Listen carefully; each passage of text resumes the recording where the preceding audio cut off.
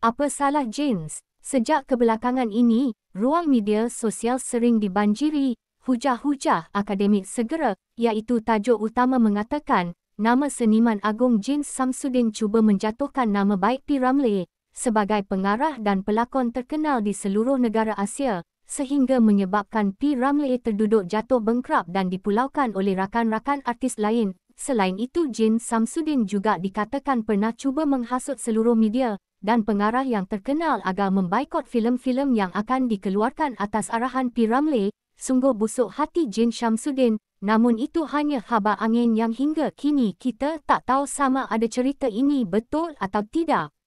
Antara tuduhan yang terus berlegar ibarat rekod lama, yang tersangkut ialah dakwaan bahawa kehidupan Allahyarham P. Ramlee melarat kerana beliau disabotaj, sehingga mendapat surat mahkamah setelah menjadi penjamin kepada Jeans Shamsuddin, yang kononnya mahu menyambung pelajaran di London. Kedengarannya dramatik, tetapi sayangnya jatuh dalam kategori cerita yang lebih banyak sensasi daripada kebenaran. Namun ini adalah fakta yang benar. Hakikatnya, Jeans Shamsuddin berangkat ke London pada tahun 1970 dengan tajaan MARA, bukan dengan jaminan sesiapa. Beliau pulang 2 tahun kemudian dengan First Class Honours, satu pencapaian yang mengukuhkan lagi reputasinya sebagai pelakon dan pengarah yang serius terhadap ilmu filem. Namun, mengheret namanya ke dalam kisah surat mahkamah P. Ramlee hanyalah cubaan tidak berdasar yang mudah dipatahkan dengan fakta asas. Kata seorang teman P. Ramlee, katanya memang benar P. Ramlee pernah menerima surat mahkamah, itu tidak dinafikan. Namun yang menjadi puncanya ialah jaminan beliau terhadap seorang rakan yang gagal melunaskan pinjaman bank. Perkara ini turut disahkan oleh Allahyarham Datuk Seri Ahmad Nawab dalam dokumentari yang sama. Yang menariknya, tokoh itu tidak pernah sekalipun menamakan siapakah rakan tersebut. Tetapi entah bagaimana, ada yang sangat rajin menambah plot twist yang tidak pernah wujud. Yang pasti, individu itu bukan Jeans Shamsuddin.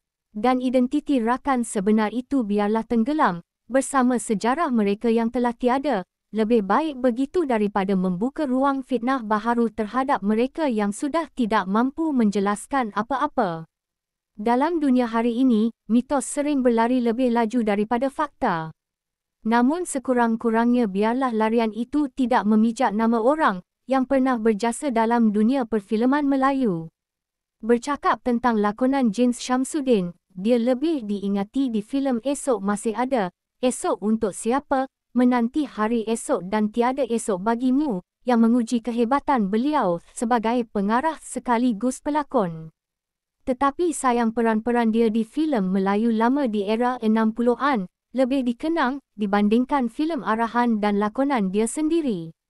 Untuk pengetahuan umum, walaupun dikatakan mereka berdua tidak pernah bertegur sapa, siapa sangka P. Ramlee pernah berlakon dalam filem pertama arahan Jeans Shamsuddin, iaitu Bukan Salah Ibu Mengandung, dan antara filem yang menggabungkan P. Ramlee dan Jeans Shamsuddin adalah filem Sarjan Hassan dengan Jeans membawa watak sebagai Aziz, manakala P. Ramlee membawa watak sebagai Sarjan Hassan.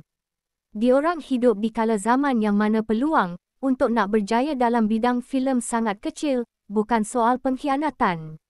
Cuba bayangkan satu tempat kerusi yang direbut oleh semua orang, zaman di mana peralihan selera filem dan muzik berlalu, siapa lambat akan tertinggal. Jeans Shamsuddin tak boleh berjuang dengan cara P. Ramlee, seperti pepatah, lain orang lain cara, untuk bekerja sama. Mungkin Jeans Shamsuddin dia ada selera dia, kerisauan dia kepada industrial perfilman akan datang, namun nyatalah kerana usaha Jeans Shamsuddin filem Melayu yang dahulunya hitam putih di layar kaca televisyen, bertukar filem berwarna hingga kini. Cerita selain itu serahkan pada sejarah.